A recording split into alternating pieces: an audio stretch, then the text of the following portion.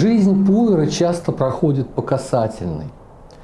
И отношения он строит также по касательной. Потому что любые тесные отношения, глубокие отношения пугают Пуэра. Он пытается прожить свою жизнь легко и непринужденно.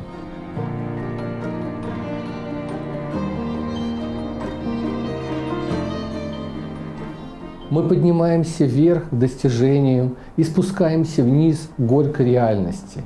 Учитывать эти факторы очень важно для Пуэра.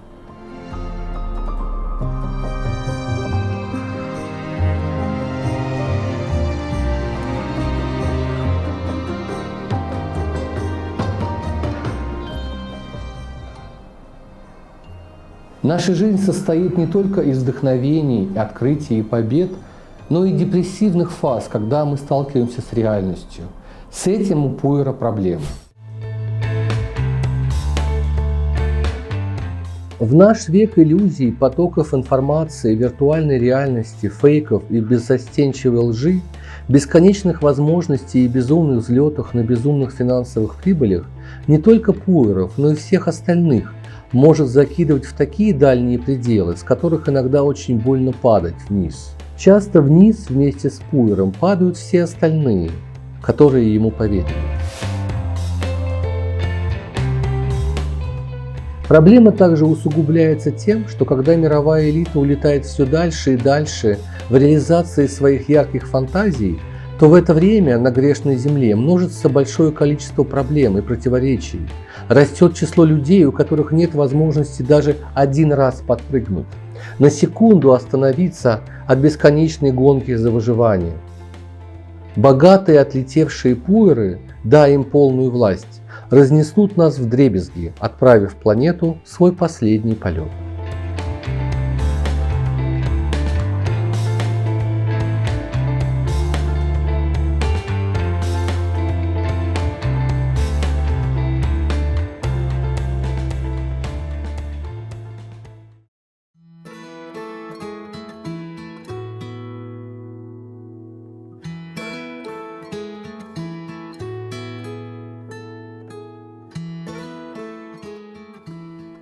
Молодые люди часто видят во сне типовые сюжеты, относящиеся к символике вечного юноши.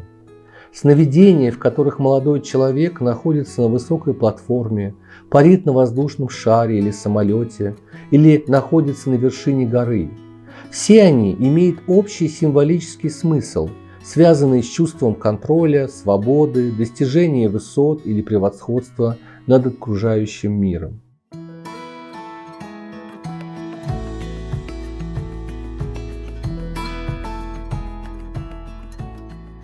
Эти образы могут отражать следующие значения. Первое. Чувство контроля и превосходства. Молодой человек, находящийся на высоте или в возвышенном положении, может испытывать чувство контроля и доминирования над своей жизнью или окружающей средой. Это может указывать на его стремление к власти и успеху. Однако часто это стремление к власти и доминированию остается всего лишь в снах и фантазиях.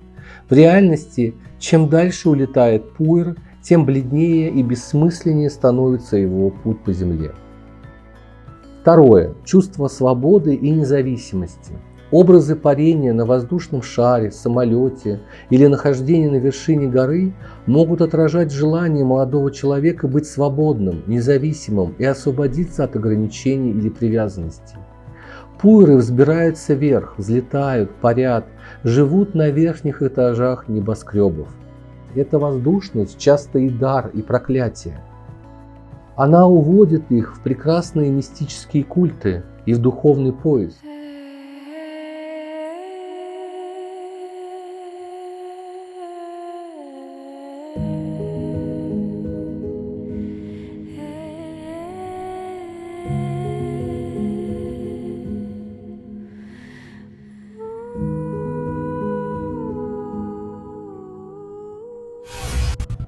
Идея свободы от пут бренности бытия – прекрасная движущая сила прогресса. Жизнь Пуэра часто становится платой за его открытие, за привнесение чего-то нового в прогресс. Поэтому нам нужны мечтатели. Но давайте поставим вопрос честно. Какова их личная судьба?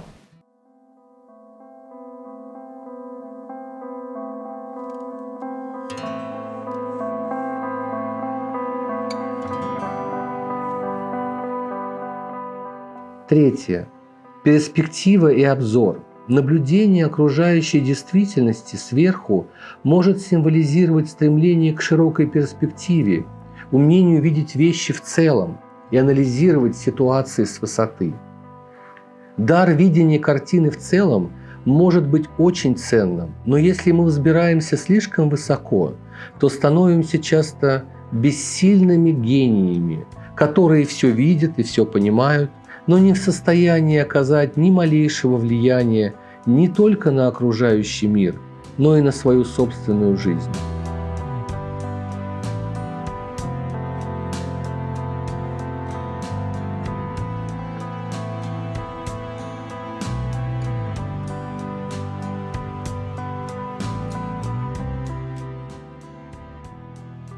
Тема полетов и воздуха соединяет нас с богом Меркурием или Гермесом, с его текучестью, изменчивостью, непостоянством, способностью менять лики и перемещаться в различные точки мира с помощью таларий, сандалий с прикрепленными к ним крылышками.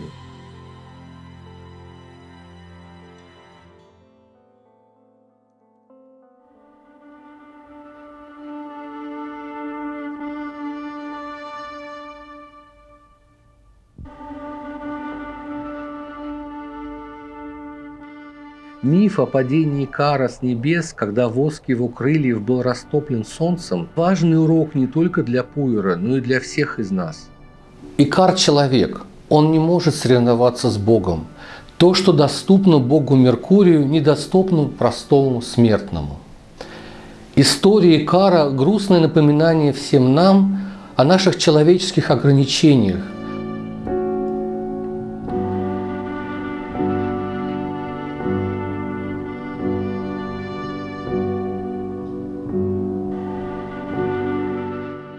Энергия Пуйра в своем позитивном аспекте поднимает психику, так сказать, вверх, на более высокие уровни развития или чакр.